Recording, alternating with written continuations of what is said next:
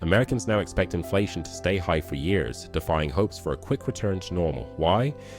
New data shows consumer inflation expectations rose to 3.2% for next year, the second monthly increase in a row. Even more concerning, the three-year outlook held steady at 3%, well above the Federal Reserve's 2% target.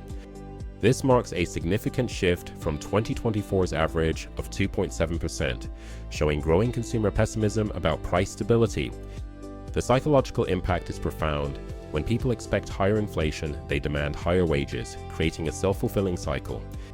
We've come far from June 2022's peak of 9% actual inflation and 6.8% expectations, but progress has stalled. April's low of 2.3% gave hope, but August's rebound to 2.9% shattered the illusion of steady decline. This stickiness in expectations matters because consumer psychology can lock in higher inflation for years. Businesses setting prices watch these expectations closely, often baking anticipated inflation into their decisions today.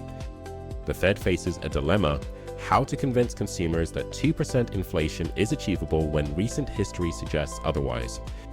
4 straight months at 3% three-year expectations show how hard it is to shift public perception once it takes hold. Everyday purchases from gas to groceries keep reinforcing these beliefs, making the Fed's job even harder. Historical patterns show inflation expectations often lag behind actual inflation, prolonging economic adjustments.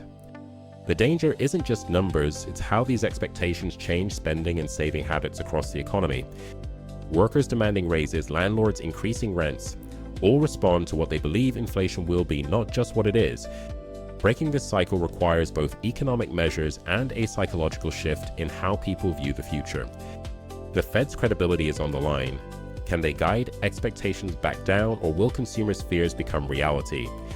Looking ahead, stubborn expectations suggest we may face elevated inflation longer than many policymakers anticipated. The key insight: consumer beliefs about inflation can shape economic reality as much as actual monetary policy.